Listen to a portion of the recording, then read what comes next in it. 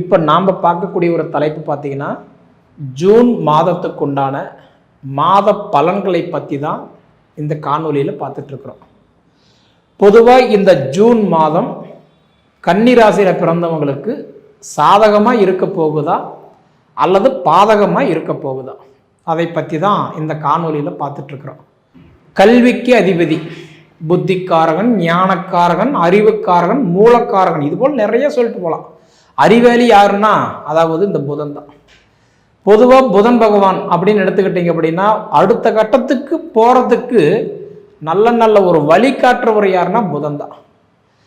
Maximum மிதுன ராசியிலேயோ கன்னி ராசியிலேயோ பிறந்தவங்க பாருங்க, பேச்சு திறமை கொண்டவங்களா இருப்பாங்க, நல்ல பேச்சாளர்களாக இருப்பாங்க. சரிங்களா? சிந்திக்கிற யோசனை, என்ன பண்ணலாம், ஏது பண்ணலாம், எப்படி போனால் நல்லா இருக்கும், இப்படி பண்ணலாமா, அப்படி பண்ணலாமா. மேக்சிமம் நீங்கள் வந்து மிதுன ராசி கன்னி ராசி அவங்களுடைய பேச்சு கேட்டு நடந்தாவே அவங்களோட லைஃப் கண்டிப்பாக சூப்பராக இருக்கும். மற்றவங்களுக்கு நம்ம ஐடியா சொல்கிறோம், நமக்கு நேரம் நல்லா இல்லைங்களே அப்படின்னு நினைக்கிற அளவுக்கு உங்கள் மைண்ட் செட்டு கண்டிப்பாக இருக்கும். காரணம் என்னன்னா, அதாவது உங்கள் வீட்டுக்கு அதிபதி யாருன்னா புதன் பகவான். அந்த புதன் பகவான் வந்து எங்கே இருக்கிறாருன்னா இப்போ உங்கள் ராசிக்கு 9வது வீட்டில் இருக்கிறார். 9ஆம் இடம் சொல்கிறது வந்து பார்த்தீங்கன்னா பாக்கிய ஸ்தானத்தில் இருக்கிறார், சூரியனோட சேர்ந்து. ரிஷப ராசியில் 9வது வீடுன்றது ரிஷப ராசி. அந்த ரிஷப ராசியில சூரியனும் புதனும் சேரும்போது புதன் ஆதித்ய யோகம் அந்த இடத்துல ஏற்படுது. அப்போ அந்த எப்பயுமே பார்த்தீங்கன்னு வச்சுக்கோங்களேன், நவகிரகத்திலேயே குரு கூட சாதாரணமாக நம்ம சேர்ந்து டிராவல் பண்ணிடலாம், கை கோத்து நடந்துடலாம்.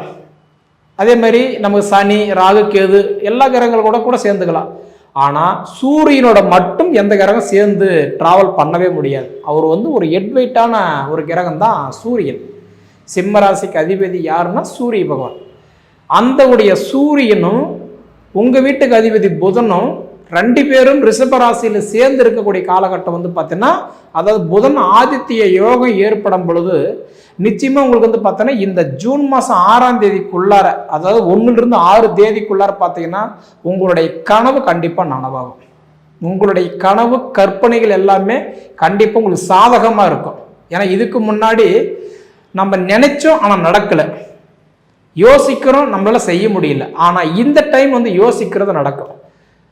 சரி, எவ்வளோ கஷ்டம், நம்ம பிள்ளை நல்ல ஸ்கூலில் சேர்த்துடலாம், நல்ல வழியில் ஓரளவுக்கு வழிகாட்டியார், நம்ம பிள்ளைங்களோட விட நமக்கு என்ன இருக்குது அப்படி நினைக்கிற அளவுக்கு படிப்பு தரம். ஏன்னா புதனும் சூரியன் சேரும்போது புதன் ஆதித்ய யோகம் படும்போது படிப்பு தரம் கண்டிப்பாக நல்லா இருக்கும். நல்லா ஸ்கூலில் சேர்க்கிறவங்க, 2வது வந்து பார்த்தீங்கன்னா நல்ல ஓரளவுக்கு யோசனைகள் உங்களுக்கு கண்டிப்பாக தோணும். இப்படி இருக்கக்கூடிய காலகட்டத்தில் வந்து பார்த்தீங்க அப்படின்னா உங்களுக்கு 8வது வீட்டில் இன்னைக்கு வந்து பார்க்கும்போது சுக்கிர பகவான், பொதுவாக சுக்கிர பகவான் போய் 8ஆம் இடத்துல உட்காந்துட்டார். அப்படி பார்த்தீங்கன்னா குறிப்பாக அதாவதுன்றது கல்யாணம் ஆனவங்க அதாவது கன்னி ராசிக்காரங்களாக இருந்தால் அவங்களுடைய அதாவது மனைவிக்கு சூப்பராக இருக்கும். அதே கன்னி ராசியில் பிறந்த பெண்களாக இருந்தீங்கன்னா அதை விட சூப்பராக இருக்கும். காரணம் என்னென்னா, பொதுவாக சுக்கிரன் அப்படின்னா யாருன்னு பார்த்தா ஒரு பெண் கிரகம்.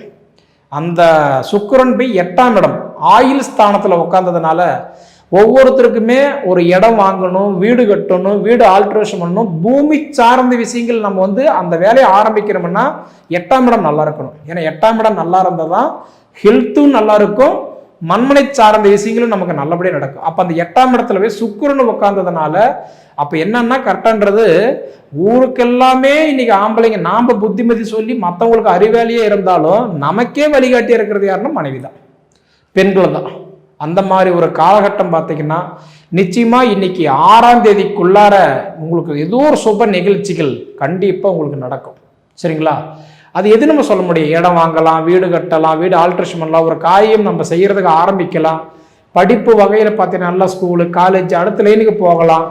அதே மாதிரி வந்து பார்த்தீங்கன்னா நம்மளால முடியாதுன்னு நினைச்ச விஷயத்தை நம்ம முடிச்சு விடுவோம். அந்த 1ஆம் தேதியிலிருந்து 6ஆம் தேதிக்குள்ளார நிறைய பேருக்கு இந்த வண்டி வாகனம் எடுக்கணும், மாற்றணும்னு நினைக்கிறவங்களுக்கு கூட கண்டிப்பாக பண்ணலாம். அதுக்கு நல்ல ஒரு சப்போர்ட் இருக்குது. அதே மாதிரி பார்த்தீங்க அப்படின்னா இன்னைக்கு சனி பகவான் உங்கள் ராசிக்கு 7வது வீட்டில் போய் சனி உட்காந்துருக்கிறாரு. 7ஆம் இடம்ன்றது கலஸ்திரஸ்தானம். அந்த கலஸ்திரஸ்தானத்தில் போய் சனி பகவான் உட்காரும் போது நிச்சயமாக நிறைய பேருக்கு வந்து பார்த்தீங்கன்னா திருமணம் வரன் பார்த்துட்டு இருப்பீங்க. அந்த வரன் பார்க்கக்கூடிய கன்னி ராசிக்காரங்களுக்கு கொஞ்சம் காலதாமதம் ஆகும். அதனால கொஞ்சம் கவனமாகவே இருக்கிறது நல்லது. ஏன்னா ஒரு நீங்கள் பார்த்துட்டு வர நேரம் அவங்களுக்கு செட் ஆகிடும், உங்களால் மற்றவங்களுக்கு நல்லா இருக்குது. ஏன்னா சனி பகவான் போய் கலஸ்தர ஸ்தானத்தில் உட்காந்துட்டு வர்றார், கூட்டத்தை கலைச்சிட்டு போயிடுவார். சரிங்களா? ஏன்னா சனி பகவானுடைய பார்வை பார்த்தீங்கன்னா 3, 7, 10. அப்போ மீன ராசியிலிருந்து சனி பகவான் உங்கள் ராசி தான் பார்க்குறாரு.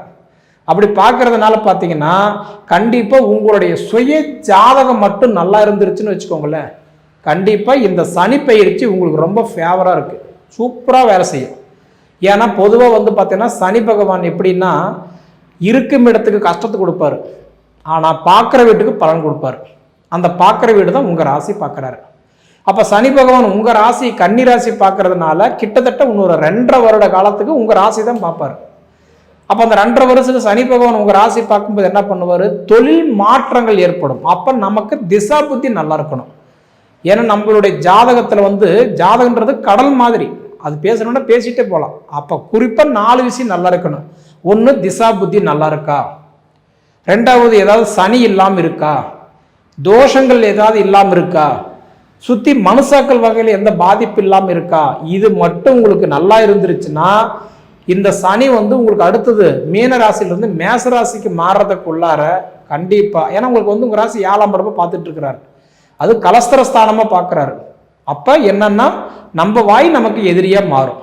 அதனால் ஏன்னா சனி பகவான் நம்மளை வந்து எப்படின்னா டென்ஷன் பண்ணி விட்டு கோவப்படுத்தி பார்ப்பார். இதில் வந்து நிறைய பேருக்கு வந்து பார்த்தீங்கன்னா கணவன் நல்லா இருந்தால் மனைவிக்கு நல்லா இல்லை, மனைவி நல்லா இருந்தால் குழந்தைகளுக்கு நல்லா இல்லை, யாருக்காவது ஒரு சின்ன சின்ன உடல் உபாதைகள் கண்டிப்பாக கொடுத்துக்கிட்டு இருக்கோம். அப்படி இருக்கக்கூடிய காலகட்டம் இந்த ஜூன் மாதம் உங்களுக்கு வந்து அந்த அளவுக்கு பெருசாக ஒன்றும் சிரமத்தை கொடுக்காது, நீங்கள் பயப்பட தேவையில்லை.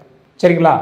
அதே மாதிரி பார்த்தீங்கன்னா குரு பகவான் வந்து பார்த்தீங்கன்னா உங்களுக்கு 10ஆம் இடத்துக்கு இப்போ குரு வந்துட்டார் மே மாதம், அதாவது 14ஆம் தேதி அன்னைக்கு. ஏன்னா குரு பகவான் பொறுத்த வரைக்கும் 10ஆம் இடத்துக்கு வரக்கூடாது.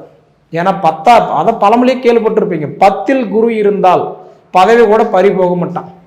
குறிப்பாக வந்து 10ஆம் இடத்துக்கு இப்போ மே மாதம் 14ஆம் தேதி அன்னைக்கு குரு வந்து உட்காந்துருக்கிறாரு.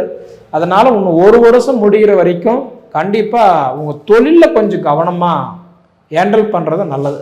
கூட்டு தொழில் செய்கிறவங்கெல்லாம் கொஞ்சம் பொறுமையாக இருக்கணும், நிதானமாக பார்க்கணும். அதே மாதிரி பார்த்தீங்கன்னா ஏன்னா நம்பிக்கை துரோகங்கள் கண்டிப்பாக நடக்கிறதுக்கு கூட ஒரு சிலருக்கு வாய்ப்பு உண்டு. ஆசையாக பேசி கரெக்டாக மோசமாக போய் உட்காந்துருச்சிங்க, நல்லா தான் பேசணும், இது நல்லா தான் இருந்தோம், திடீர்னு பாருங்க இப்போ எங்கள் யாருக்கு கண்ணு பட்டதோ, யார் என்ன சொல்லி கொடுத்தாங்க தெரியல, எங்களுக்குள்ளார விரிசல் வந்துருச்சுங்கன்னு சொல்கிற அளவுக்கு கண்டிப்பாக சில மனஸ்தாபங்கள் வரும். அதனால் முடிஞ்ச வரைக்கும் என்ன அப்படின்னா கரெக்டாக கன்னிராசிக்காரங்களுக்கு கூட்டுத்தொழில் பண்ணுறவங்களுக்கு கொஞ்சம் கவனமாக இருக்கணும்.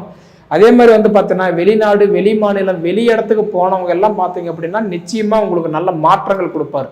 ஏன்னா சனி பகவான் உங்கள் ராசி பார்க்குறாரு இல்லையா 7ஆம் இடமா, தொழிலுக்கு காரகன், தொழிலுக்கு அதிபதி சனி பகவான் பார்க்கறதுனால கண்டிப்பாக உங்களுக்கு தொழில் சார்ந்து இடம் மாதிரி போனவங்களுக்கு தொழில் மாற்றங்கள் நடக்கும். அது சம்பளம் உயர்வாக இருக்கலாம், ப்ரமோஷனாக இருக்கலாம், டிரான்ஸ்ஃபர் பார்த்தா கண்டிப்பாக கிடைக்கலாம்.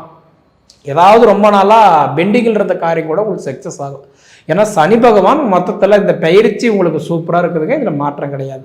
அதே மாதிரி பார்த்தீங்க அப்படின்னா இப்போ உங்கள் ராசிக்கு அதிபதி புதன் பகவான் அடுத்தது 6ஆம் தேதி வரைக்கும் நான் என்ன சொன்னேன்னா புதன் ஆதித்ய யோகம் உண்டு. அடுத்தது என்ன பண்ணுறாரு அப்படின்னா 6ஆம் தேதியிலிருந்து 22ஆம் தேதி வரைக்கும் தன் சொந்த வீட்டுக்கு அதாவது புதன் மிதுன ராசிக்கு வந்துடுவார்.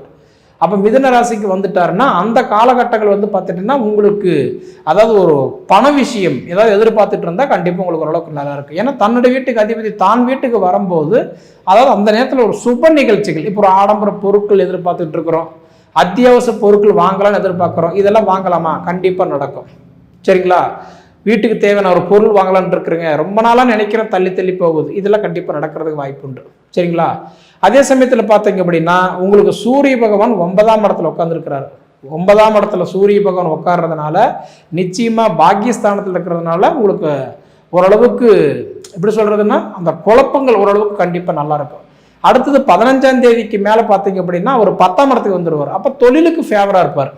உங்கள் தொழிலில் வந்து பார்த்தீங்கன்னா ஐடியா கொடுப்பார், இப்படி பண்ணலாமா, இப்படி பண்ணலாமா, இது செஞ்சால் நல்லா இருக்குமா அப்படின்ற மாதிரி நிறைய கண்டிப்பாக யோசனைகள் தோணும். அதே மாதிரி உங்களுக்கு வந்து தொழில் குரு பகவான் தொழிலில் வந்து 10ஆம் இடத்துல வந்ததுனால கண்டிப்பாக கிட்டத்தட்ட 60% கொஞ்சம் பொறுமையாக கவனமாக இருக்கிறது நல்லது. அதே மாதிரி ரோக கேது அதாவது ரோகஸ்தானத்துக்கு ராகு பகவான் வர்றதுனால கிட்டத்தட்ட உங்களுக்கு பணம் விரயங்கள் கண்டிப்பாக கொஞ்சம் ஒரு சிலருக்கெல்லாம் ஏற்படும், கொஞ்சம் பார்த்துக்கணும். அதே மாதிரி உங்களுக்கு வந்து விரைய கேது வந்ததுனால உங்களுக்கு முடிஞ்ச வரைக்கும் வெளியில் உங்களுக்கு பிரச்சனை இல்லை. கட்டு சொத்துக்குள்ள எலி வச்சு காட்டினா கட்டு சோறு மிச்சமாகாதுன்ற மாதிரி உங்களுக்கு சுற்றி இருக்கிறவங்களாலேயே, அதாவது நான் இருக்கிறேன், பார்த்துக்கிறேன், செஞ்சுக்கலாம், பிடிச்சிக்கலாம்னு சொல்கிறேங்க, அவங்களால தான் உங்களுக்கு சில துன்பங்கள் சிரமங்கள் வரும். அது கொஞ்சம் கவனமாக இருந்துக்கிறது நல்லது. இருந்தாலும் கன்னிராசிக்காரங்களை பொறுத்த வரைக்கும் என்ன அப்படின்னா பொறுமை, நிதானம், கவனம். உங்களுக்கு முழுக்க முழுக்க நல்லது பண்ணுறவர் யாருன்னா நான் முன்னே சொன்ன சனி பகவான் மட்டும்தான் உங்களுக்கு ரொம்ப ஃபேவராக இருக்கிறாரு. அவரு தான் உங்கள் ராசி 7ஆம் இடமா பார்க்குறாரு. அதனால் உங்களுக்கு மெயினாக திருமணம் வரன் கொஞ்சம் முடிஞ்சிருச்சு, பார்த்துட்டோம், ஆக போகுதுன்னா கொஞ்சம் பொறுமையாக இருங்க.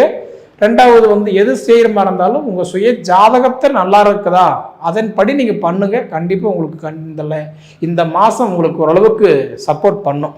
சரிங்களா?